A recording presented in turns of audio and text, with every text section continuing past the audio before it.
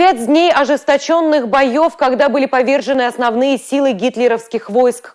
Как чувашские солдаты освобождали оккупированный Могилев, показывает выставка, открывшаяся в Новочебоксарском музее краеведения и истории.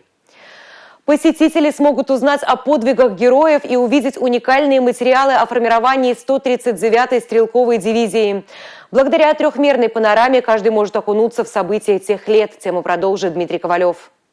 718-й стрелковый полк – это у нас в Гесе, 364-й стрелковый полк формировался в Шлеях, 609-й стрелковый полк в Шамуршах и артиллерийский полк 354-й, он формировался в Выково.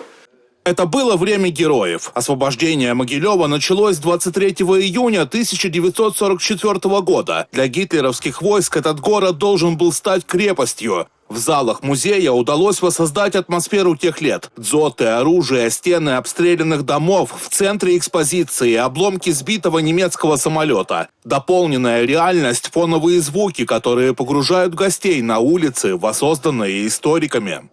Данный город был немцами укреплен как крепость, то есть каждое здание, каждый подвал, окно, то есть любой разлом в здании, то есть все было оборудовано как стрелковая огневая точка. Выставка впечатлила и главу региона. Олег Николаев отметил, что сюда необходимо приводить детей. Интерактивная панорама показывает, что пришлось пережить воинам. То, что наши энтузиасты, изучая исторические архивные материалы, воссоздают вот такие экспозиции, это очень здорово. Сама выставка сделана великолепно. То есть здесь и визуализация, здесь и озвучка, здесь и факты, здесь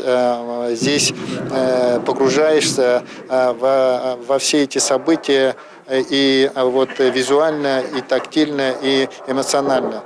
Реконструкторы и историки проводят большую работу, чтобы увековечить память о героизме. В клубе «Русский егерь» показали, как выглядит подлинное обмундирование советских солдат.